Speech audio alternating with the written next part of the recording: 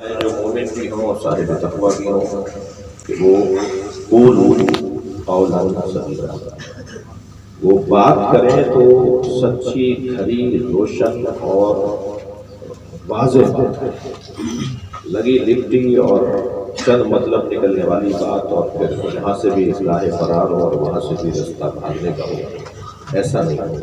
بہت ہی واضح بات ہو، روشن بات ہو اور دل پر پڑنے والی بات ہو، ذہنوں کو چھونے والی بات ہو۔ تو یہ تو آیت تھی کہ جو آج کی اس گفتگو کی مناسبت سے میں نے سوچا کہ اس سے تبرک لیا جائے، اس سے استفادہ کیا۔ بہرحال ایک کیفیت ہو گئی ہے پاکستان کے اندر، ہندوستان کے اندر، پوری دنیا میں جہاں اردو سمجھی جاتی ہے وہاں سن رہے ہیں لوگ، آ رہے ہیں لوگ اور جوب در جوب آ رہے ہیں، اور ایک خاص کیفیت ہے جب ہماری حاضری ہوتی ہے ہماری مجلس پڑھنے کی، وہ پھر پاکستان ہی نہیں بلکہ دنیا میں جہاں جہاں حاضری ہوئی ہے کیفیت ہوتی ہے۔ اس میں ہمارا کوئی کمال نہیں ہے، میں اپنی بات کرتا ہوں، میرا اس میں کوئی کمال نہیں ہے، سیدھی سی بات ہے کہ عطا ہے، عنایتیں ہیں اور بخششیں ہیں، اور جو ہے وہ فقیر نوازی ہے اور دریا دلی ہے مالکوں کی، جن کا نام لینے کی ہم کوشش کر رہے ہوتے ہیں۔ مگر اگر مجھ سے پوچھا جائے کہ ایک بحیثیت مبلغ، ایک بحیثیت مقرر، ایک خطیب، ایک واعظ، ایک حاصل، کوئی کام کی بات کریں اور ایسی بات بتائیں کہ جو خطیبوں کے اور واعظین کے اور ناصحین کے کام آئے، مبلغوں کے کام آئے، تو میں نے آپ کے لیے کچھ نکات ترتیب دیے ہیں۔ میں 4 باتیں تو آپ سے کروں گا جو خطابت کے لیے بنیادی اور اساسی حیثیت رکھتی ہیں، اور 5 باتیں آپ سے کروں گا کہ جو خطابت کے رستے میں موانع ہیں، رکاوٹیں ہیں، یعنی ناکام خطیب کون ہو سکتا ہے اور کامیاب خطیب۔ جو کامیاب خطیب ہے پہلے اس کا ذکر کر دیتے ہیں کہ خطابت میں کامیابی کے رموز کیا ہیں اور پھر خطابت میں ناکامی کی وجوہات کیا ہیں۔ 5 کو معامل بنا لیں اور 4 کو معنی بنا لیں تو یہ میرا خیال ہے 9 کا عدد بھی اچھا ہو جائے گا۔ صلوات پڑھنے کا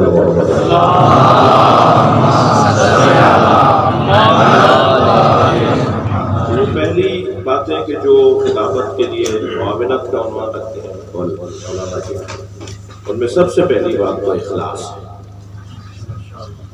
خلوص۔ جو بھی کام کریں وہ، میں اپنے لیے یہ ساری باتیں اپنے لیے کر رہا ہوں تاکہ ذرا میں اپنی ریفریش ہو جاؤں، دوبارہ سے میں دوہرا دوں، یا آپ میں سے کسی کو پھر نصیحت کرنے نہیں کرنا، میری حیثیت سے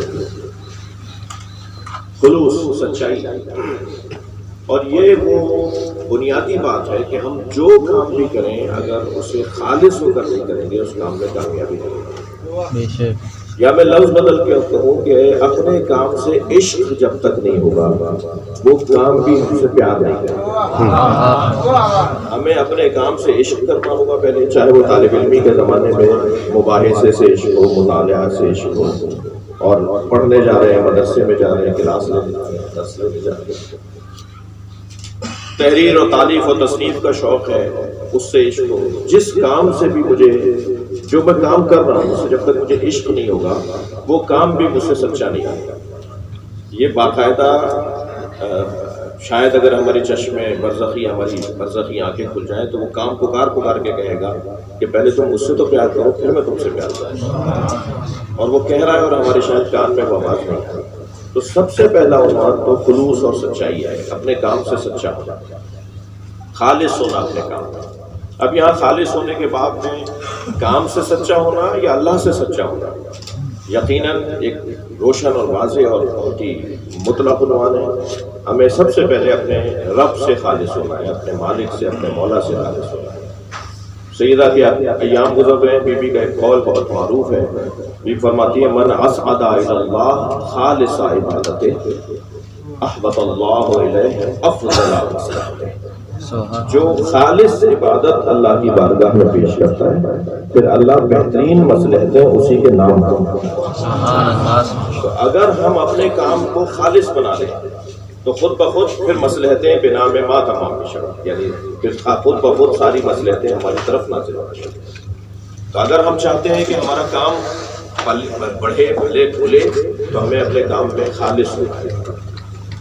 بات آگے بڑھے گی، میں ہر ایک نقطے کے اوپر کچھ دیر مزید رک سکتے ہیں، لیکن جلدی جلدی سے چلنا چاہتے ہیں۔ دوسرا عنوان کامیابی، خطابت میں کامیابی کے لیے معلومات، ضروری معلومات کا فراہم، علم کا ہونا۔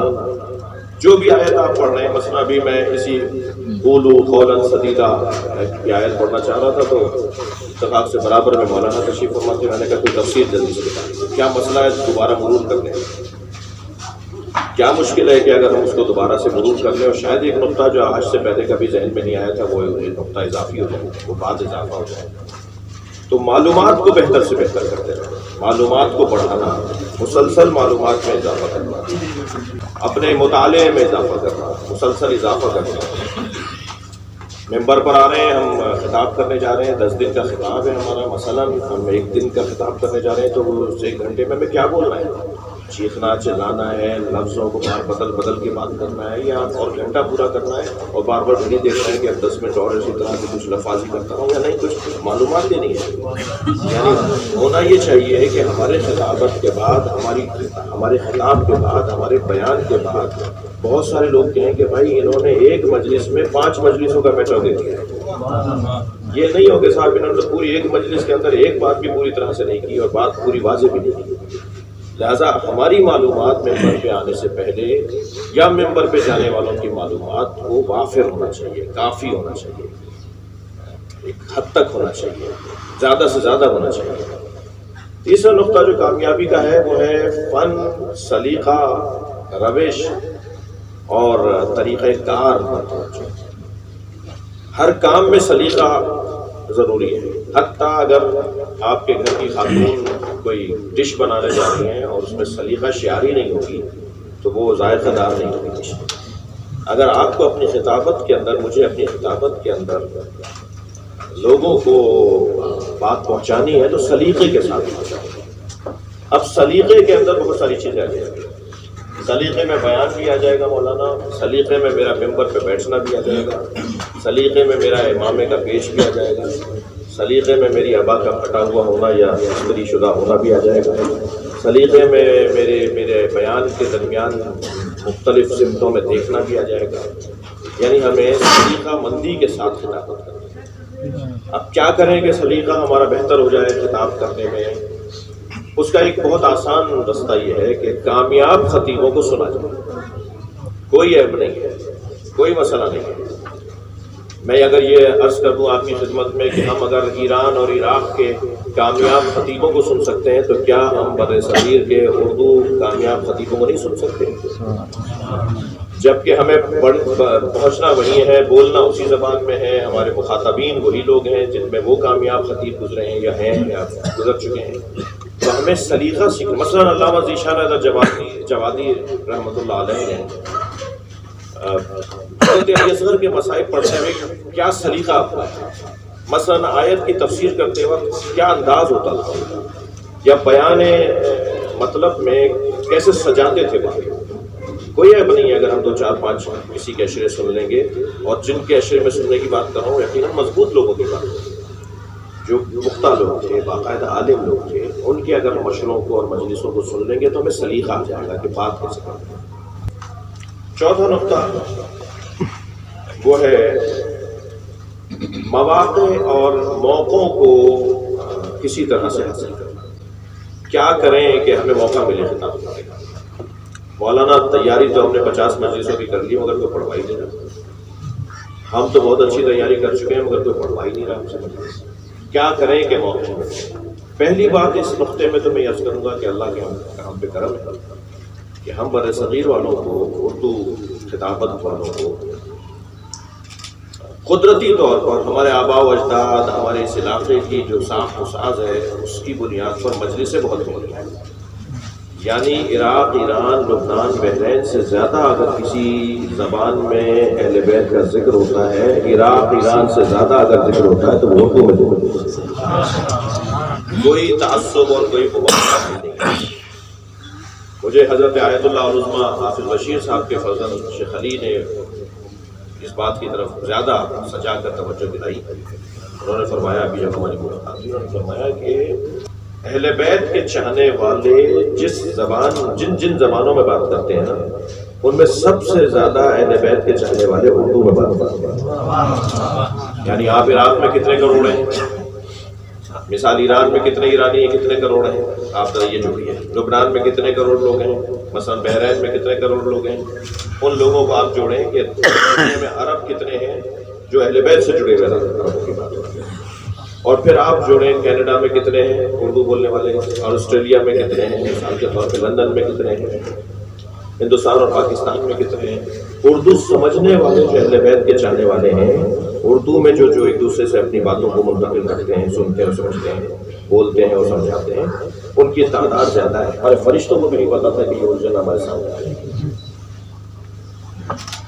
میدان میں اترے ہوئے لوگ میری بات کو زیادہ محسوس کریں گے. ایک درد آپ کے سامنے بیان کر رہا ہوں. کیا وجہ ہے کہ معذرت کے ساتھ میں آپ سے معافی مانگ کر، ہاتھ جوڑ کر آپ سے معافی مانگتے ہوئے کہہ رہا ہوں، کیا وجہ ہے کہ ہماری عوام علماء کرام سے دور ہے؟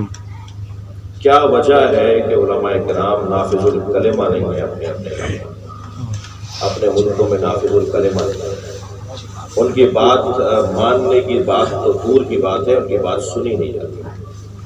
وہ جب مجلس کے لیے ممبر پر آ کر بیٹھتے ہیں تو آدھا مجمع اٹھ جاتا ہے کہ اب یہ جب تک اتریں تو ایک چائے پی کر آ جاتے ہیں، اور پھر جب اتر جاتے ہیں اور پھر ذاکر آ کے بیٹھتا ہے تو آگے بڑھ جاتے ہیں.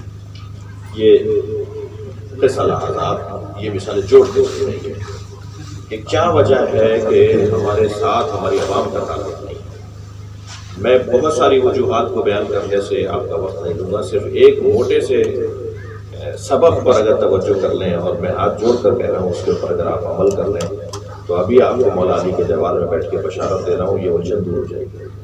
اور وہ الجھن وہ سبب کیا ہے کہ جس کو آپ ہم دور کرتے ہیں تو یہ الجھن دور ہو جائے گی.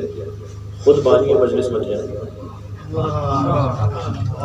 ہمیں کوئی نہیں پڑھوا رہا، ہم خود اشرا رکھ رہے ہیں. ہمیں کہیں نہیں بلایا جا رہا، ہم خود بانی مجلس بن رہے ہیں. آپ کو پھر کڑوی بات کر رہا ہوں اور یہ ریکارڈنگ ہے جو ہے نا یہ مجھے مشکل میں ڈالے گا. آپ پاکستان میں 10 بڑے عالموں کے نام بتائیں. ہاں 5-8 کے میں جانتا ہوں. آپ 10 بڑے معروف ملکی سطح کے عالموں کے نام بتائیں جن کے گھر میں اشرف ہوتا ہوں. اور عراق میں آپ کو ایک عالم بتائیں جس کے گھر میں مجلس نہ ہوتی. ایران میں کوئی ایک عالم بتائیں جس کے گھر میں مجلس نہ ہوتی. اور پاکستان میں اور ہندوستان میں آپ 10 نام بتائیں مجھے، میں اتروں گا بھی نیچے، مجھے بتائیے گا، میرے علم میں اضافہ ہوگا. ہمیشہ مائک میرے پاس نہیں رہے گا، آپ سے بھی سنوں گا. 10 بڑے نام بتائیں پاکستان ہندوستان، پاکستان میں رہتا ہندوستان میں رہتا، دونوں ملکوں کے جوڑ کے تو بتا دیں گے. لیکن 10 نام دونوں ملکوں کو بتائیں. ہمارے یہاں مجلس ہی نہیں ہوتی، مولوی حضرات مجلس ہی نہیں کرتے. میں نے آپ سے اجازت لے لی تھی، شیخ بشیر صاحب جب نصیحت کرتے ہیں نا کڑوی تو اجازت لے لیتے ہیں. تو میں نے آپ سے پہلے سے بتا کر آپ سے عرض کر رہا ہوں، آپ 10 نام پاکستان میں بتائیں جو جلوس میں شریک ہوتے ہیں. وہ لوگ علماء جن کے گھر سے علم نکلتا ہو، جن کے گھر سے ذوالجناح کی زیارت نکلتی ہے، جن کے گھر میں مجلس ہوتی ہو. ممکن ہے آپ میں سے بعض کہیں کہ یہ کیا باتیں کر رہے ہیں. تو میں تو جو آپ کو بتا رہا ہوں کہ ہماری اور عوام میں دوری کا سبب ہے، اس میں ایک موٹا سبب ہے. عوام آپ سے صرف اتنی توقع رکھتی ہے کہ آپ ایک نوحہ کھڑے ہو کے سن لیں جو نوحہ پڑھا جا رہا ہے. ہم ممبر سے اترتے ہیں فوراً، ہم نے 2 گھنٹے 1 گھنٹے کے لیے بلایا گیا تھا، 2 گھنٹے کا خطاب کر لیا، مگر 5 منٹ کا نوحہ سننے کو تیار نہیں. سبحان اللہ. فوراً اپنی گاڑی کو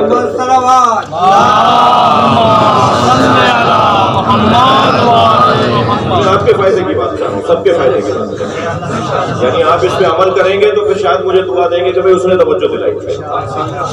یعنی ہم 2 گھنٹے اپنے خطاب کے لیے لوگوں کو بٹھائے رکھا ہم نے، لیکن 10 منٹ کا نوحہ سننے کے لیے تیار ہے کہ ہم وہی ممبر کے برابر میں کھڑے ہو جائیں. جو نوحہ خانی شروع ہوئی ہے، جو حلقے بن رہے تھے اور صفیں لگ رہی تھی ماتم کرنے کے لیے، سب بندی ہوتی ہے، حلقے بند آ جاتے ہیں. ہم ایک نوحہ کو کھڑے ہو کر سن لیتے ہیں. ہم نہیں سنتے، معمولاً نہیں سنتے. آپ 15 20 50 نام تو دور کی بات ہے، میں آپ سے کہہ رہا ہوں 10 نام بتا دیجیے مجھے ملک کی سطح کے لوگ. جلوسوں میں ہم شریک نہیں ہوتے، ہم عالم کو ہاتھ نہیں لگاتے. ہم کہتے ہیں یہ تو ہاتھ لگانا مطلب کیا کہتے ہیں، لیکن نہیں لگاتے. ہمارے یہاں مجلسیں نہیں ہوتی، ہم خود بانی بن جائیں۔ میں آج کی اس خطاب کے اندر اگر آپ سے ہاتھ جوڑ کے کہوں گے صرف اس نقطے پہ پریکٹس کر لیں، مجلس پڑھیں یا نہ پڑھیں لیکن اپنے علاقوں میں آپ عزاداری میں شریک بھی ہوں گے اور عزاداری کے بانی بھی بنیں گے۔ تو آپ یقین جانیے یہ جو گیپ ہے نا، یہ جو فاصلہ ہے نا عوام کا علماء کے درمیان، یہ ختم ہو جائے گا۔ صرف ان کی اتنی سی آرزو ہے کہ ہمارے علاقے کا عالم، میں نے ایک جگہ یہ بات کی تو مولانا کہنے لگے ہم اشرا پڑھنے کہیں اور جائے گئے ہوئے ہوتے ہیں، تو میں نے کہا جہاں گئے ہوئے ہوتے ہیں وہاں پہ تو جلوس نکلتا ہے، وہاں شریک ہو جاتے ہیں۔ بہانہ تراشی اور کسی طرح جان چھڑانے سے پھر یہی ہوگا کہ ہم مدرسوں میں بیٹھے ہوئے ہوں گے اور وہ ہم نے جو ہے وہ 40 سال کے بعد 25 لوگوں کی تربیت کر رہے ہوں گے اور 25 لوگوں میں بھی 5 نکلیں گے جو کسی قابل بنیں گے۔ اور اگر آپ نے اپنا تعلق عوام سے بنا لیا تو آپ نافذ الکلمہ ہو سکتے ہیں۔ آپ ایک بات کریں گے، آپ کی بات کرنے سے اثر ہوگا معاشرے کے اوپر، ظاہر ہے کیونکہ آپ اس کا حصہ بن چکے ہیں۔ اگر بات تلخ ہوئی ہو تو مجھے معاف کیجیے گا۔ سبحان اللہ۔ موقع کس طرح سے ملے؟ ایک تو موقع ہمیں اللہ نے دیا ہوا ہے، اہل بیت ہمارے بڑوں نے رواج اور رسومات کے ذریعے سے ہمیں موقع دیے ہوئے۔ دوسرا ہم خود بانی بن جائیں، خود ہم شریک ہو جائیں، موقع ملے گا۔ پھر آپ کے مرید ہو جائیں گے، لوگ پاگل ہو رہے ہوں گے، آپ کو دیکھ دیکھ کے رو رہے ہوں گے۔ یہ کیفیت ہے بعض مقامات پر بعض لوگوں کی۔ یہ تو مولانا اسباب تھے کہ جو خطابت میں کامیابی کے راز ہیں، اور کامیاب خطیب کے لیے اور کامیاب خطابت کی راہ میں جو موانع ہیں، رکاوٹیں ہیں، وہ بھی آپ جان سکتے ہیں۔ سب سے پہلی رکاوٹ جگہ تھام کے سنیں گے، سب سے پہلی رکاوٹ لالچ ہے۔ نہیں گئی میری سب کی دراز عمری کے لیے مل کے صلوات۔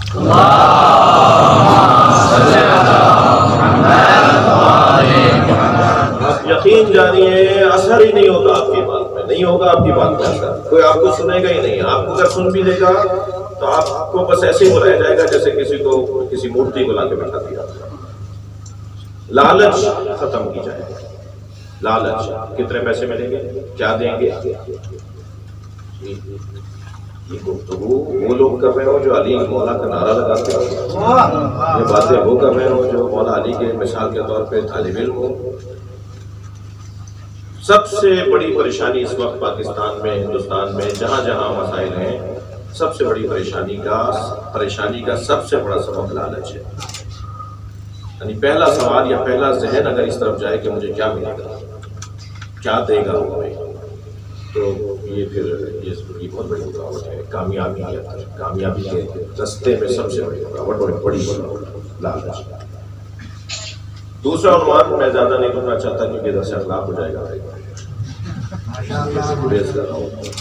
دوسرا عنوان جو رکاوٹ ہے وہ ہے دوسروں کی مخالفت۔ انہوں نے کیا پڑھا؟ سبحان اللہ۔ اس سے تو بڑا تو یار خطیب ہی نہیں ہے۔ انہوں نے کیا پڑھا؟ وہ آئے تھے وہ کیا پڑھ کے گئے؟ وہ یہ پڑھ کے گئے۔ انہوں نے تو حدیث ہی غلط پڑھی۔ انہوں نے تو آئے تھے ہمیں سارے اعراب خطیبوں میں نظر آ رہے ہیں، ہمیں سارے جو ہے وہ صغرا کبرا اور مبتدا خبر ساری ہمیں خطیبوں کے بیانات۔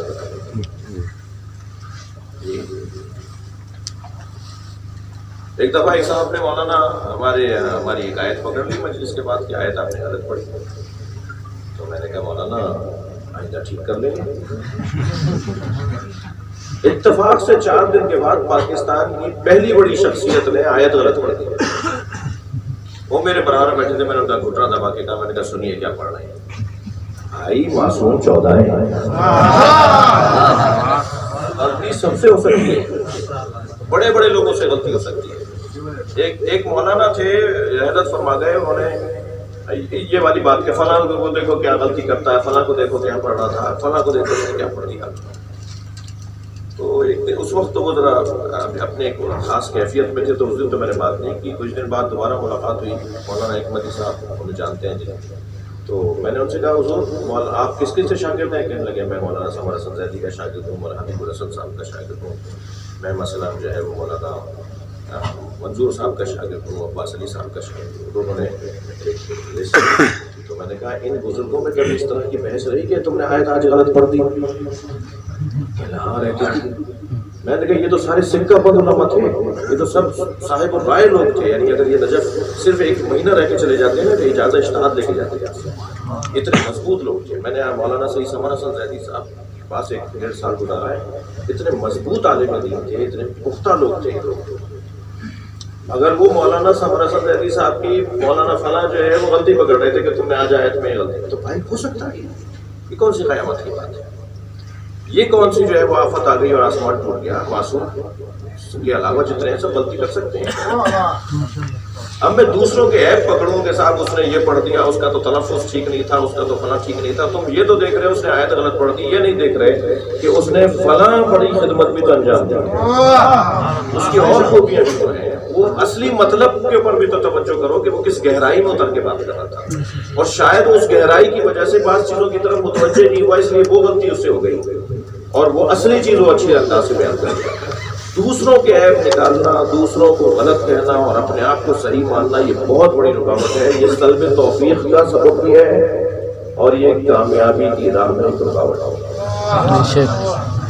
تیسرا نقطہ جو موانع تبلیغ اور موانع خطابت ہے وہ ہے اپنی تعریف کی توقع۔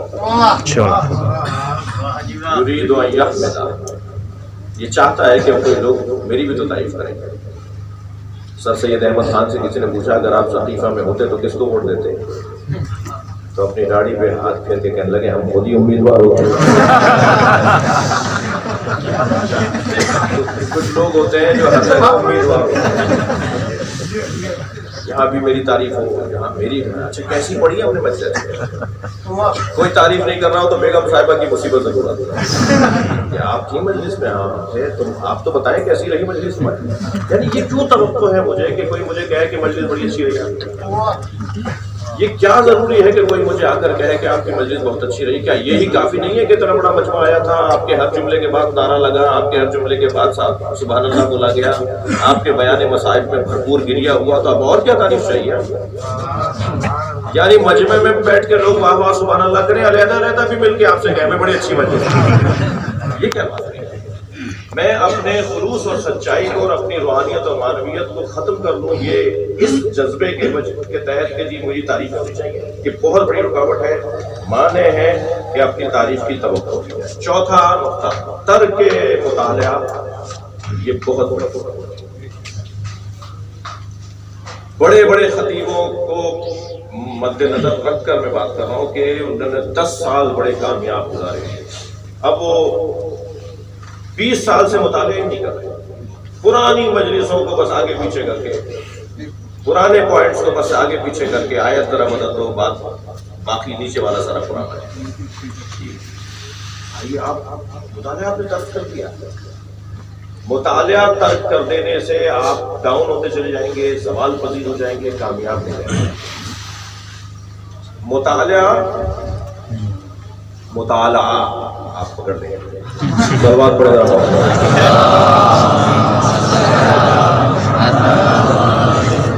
تو یہ مطالعہ جو ہے اس کے میں آپ کو کچھ گزارش کرنا چاہوں گا اس نقطے پر۔ ایک تو جو بھی ہم تیاری کرتے وقت جو بھی کتابیں پڑھیں اسے باقاعدہ لکھیں، پوری مجلس لکھیں۔ آپ تقریرات لکھتے ہیں نہیں درس خارج میں، آپ فلاں استاد اخلاق کی پوری تقریر، پورا درس آپ نے لکھا ہی نہیں لکھا، اپنی مجلس کو بھی پورا لکھا، آیت پھر اس کے بعد ترجمہ، پھر اس کی تفسیری نکال، اور ڈائریاں بنائیں، نوٹس بنائیں۔ بہت چھوٹا حقیر فقیر مجلس نہیں پڑھنا آتی ہے، اس کے بعد یہ بات کرو کہ الحمدللہ اس وقت کچھ 40 ڈائریاں تو میری ہیں، اور ہر سال وہ ڈائریاں بڑھ رہی ہیں، یعنی ایسا نہیں ہے کہ 40 ڈائریاں طالب علمی یعنی ان کے زمانے کی اس کے بعد نئی ڈائری بھیجا، شاید اس زمانے میں 10-12 سے زیادہ نہیں تھی، اس وقت کوئی 40 ڈائریاں، یعنی اگر ہمارے مجالس کے مجموعوں کو چھاپا جائے گا تو آرام سے 20 جلدوں میں مجموعہ مجالس چھپ سکتا ہے، اور وہ سارا میٹر محفوظ ہے، اور ہم یہ کام کر رہے ہیں۔ ہم نے حضرت آیت اللہ حافظ بشیر صاحب کی خدمت میں اپنے ادارے کی مطبوعات کو پیش کیا ہے، اردو میں شاید تو مشورے بھی اس میں ہیں، حرم کی لائبریری میں بھی اپنی مطبوعات کو پیش کیا ہے، اور آج ہندوستان کے طالب علموں کے یہاں ادارہ ہے ہندوستان کے طالب علموں کا، اس میں اپنی کتابیں پیش کروں گا، اس میں شاید 2 کتابیں ہماری مجموعہ مجالس بھی ہیں۔ شاید کوئی 20 جلدیں بن گئی، کوئی 40 کے قریب ڈائریاں بن چکی ہیں، لفافے بناتا ہوں۔ یعنی اگر مجھ سے کہا جائے کہ مولانا اب تک آپ نے والدین کے بارے میں جو مجلسیں پڑھی ہیں وہ ریکارڈ پڑھیں، تو مثلا یہ خلاصہ ہے تو اس کے اوپر لکھا ہوا ہے کہ نجف اشرف میں اعلیٰ سب سینٹر میں فلاں تاریخ کو یہ خطاب میں کر کے چکا ہوں۔ یہ جب 15 سال کے بعد یہ پرچہ میرے ریکارڈ میں سے دیکھ لے گا تو مجھے پتا ہوگا کہ میں مثلا 15 سال پہلے کہاں کیا بات کر چکا ہوں۔ مجالس کو لکھنا، مطالعہ کو مسلسل رکھنا، یہ اگر نہیں کریں گے تو یہ ہماری ترقی کی راہ میں رکاوٹ ہو جائے گی۔ اور 5واں نقطہ، غیر ضروری شرائط کو اپنے لیے طے کر دینا۔ مجھے تو یہ چاہیے، مجھے تو وہ چاہیے، مشکل ساز بنانا، مجلس کو مشکل بنا دینا، بانی کے لیے مشکلات کھڑی کر دینا۔ وہ تو لالچ میں آ گیا کہ پیسے طے کرنا، یہ تو لالچ کی طرف، لیکن نہیں، میں وہاں نہیں ٹھہر سکتا۔ مجھے یہ گاڑی چاہیے، مجھے وہ گاڑی چاہیے، میرا کمرہ ایسا ہو، میرا بیڈ ایسا ہو، میری خواہشات، میں یہ نہیں کھاتا، میں وہ نہیں کھاتا۔ یہ بہت بڑی رکاوٹ ہے خطابت کی راہ میں اور کامیابی کے راستے میں۔ بہت دیر بول لیا، اس لیے میں آپ سے معذرت چاہتا ہوں، مگر میں چاہوں گا کہ 1 2 3 4 5 جتنے